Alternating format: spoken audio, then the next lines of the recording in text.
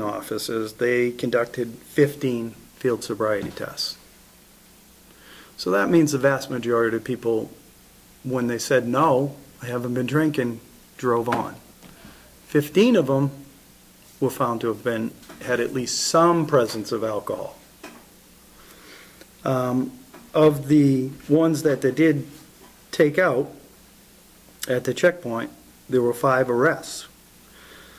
3 were drug related. So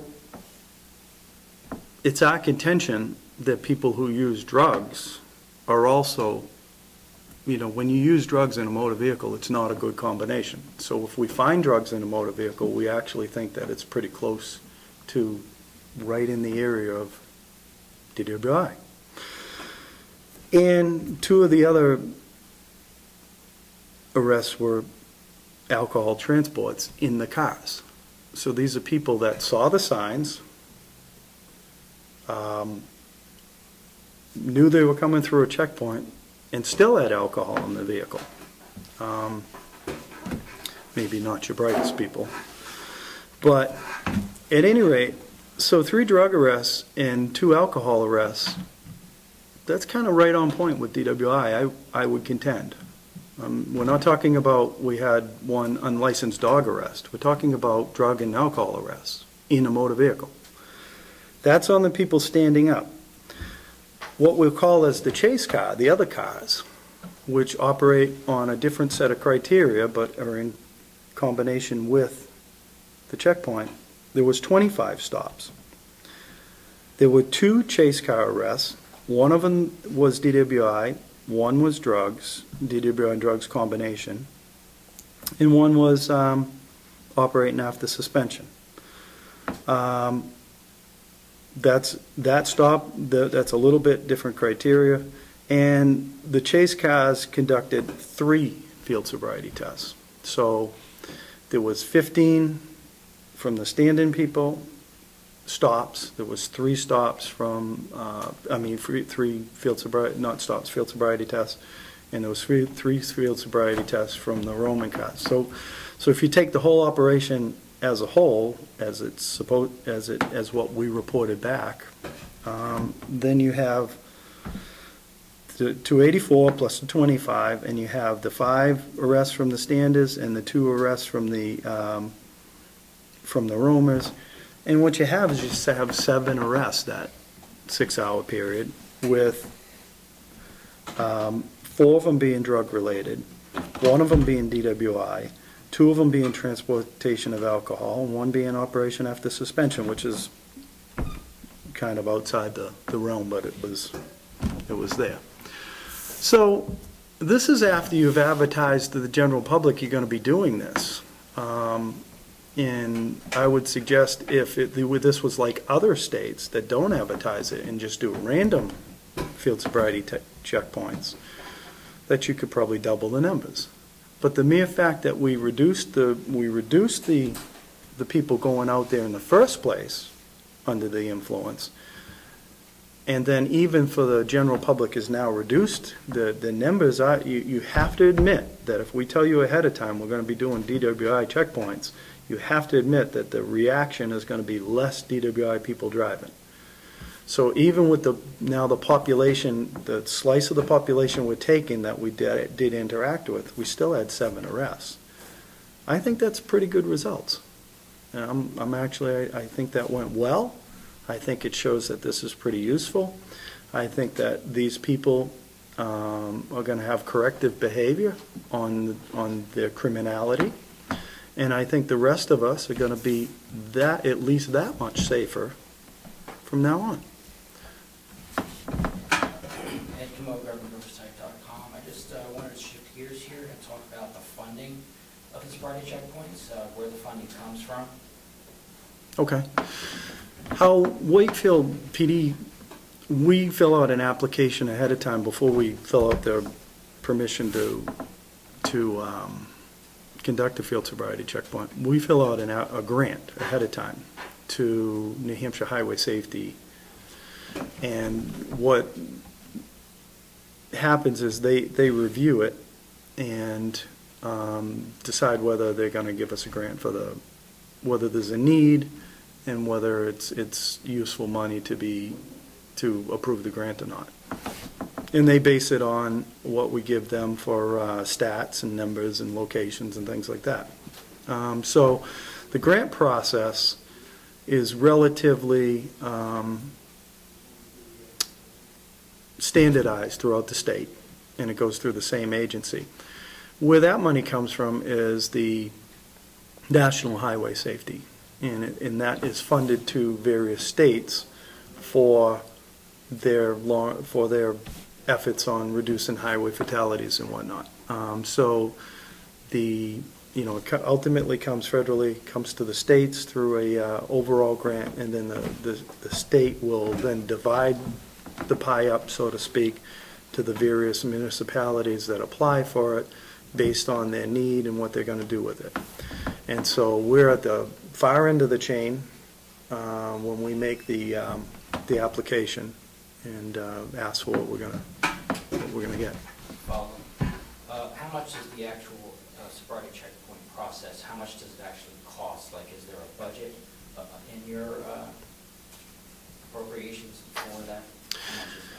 There's a budget range, and what happens is that not knowing exactly which officer is going to work it, I can't specifically say what the exact pay rate is when I apply for the grant. So what I do is I estimate.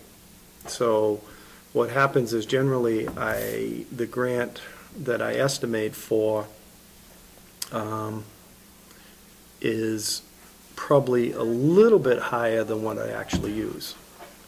But last year, what we received after the checkpoint was done, and we tallied up what the officers worked in order to conduct it. Total wage and benefits for Wakefield officers was $852. Now, I don't know what the bill was for the 2 sheriff's deputies and the 2 Ossipee people last year, but if we had 4 there and it was $872 and they had 4 there, it's probably roughly the same amount of money. So that is the money that we expend, having that type of it's a pretty concentrated coverage. So it does cost you're talking in the area of about, based on this number, about $1,700. Now those other offices are what we call kind of piggyback grants. I get the initial grant to conduct it in town, and then those departments will submit their estimate for their people, and that money is reimbursed directly to them. It doesn't come through Wakefield. We only get reimbursed what we spent. But we're the spearhead of the grant, put it that way. Is the sobriety checkpoint videotaped? It's videotaped in many ways.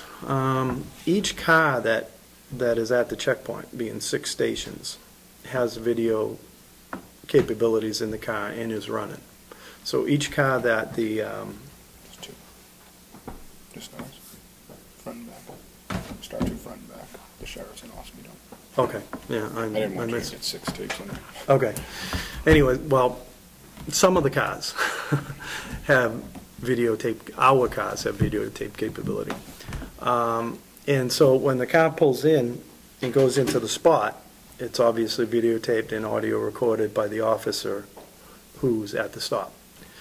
The other thing that happens is in the van, which is the DWI mobile command van, which is provided to us by the state of New Hampshire, they're running an overall videotape. So we have a panoramic videotape, and we have the videotape of the individual cars, the ones that do have it. In addition to that, I do open it up for people to come, media basically, and videotape the event, obviously from a safe location. Last year's event, probably as you guys know, was videotaped by Jerry. So there's nothing really secret about it. We do document it as best we can. Now, is the sport vehicle you spoke of that's from the state, is that paid for through the grant money, or is it on a loan? How does that work? How that's, the state had initially, just giving you a little history on the van, which is basically a large motorhome, is that the state a few years back had put in a grant for a van like that, to be one of these mobile DWI vans. I'm not going to speak to that because I don't know the specifics of it.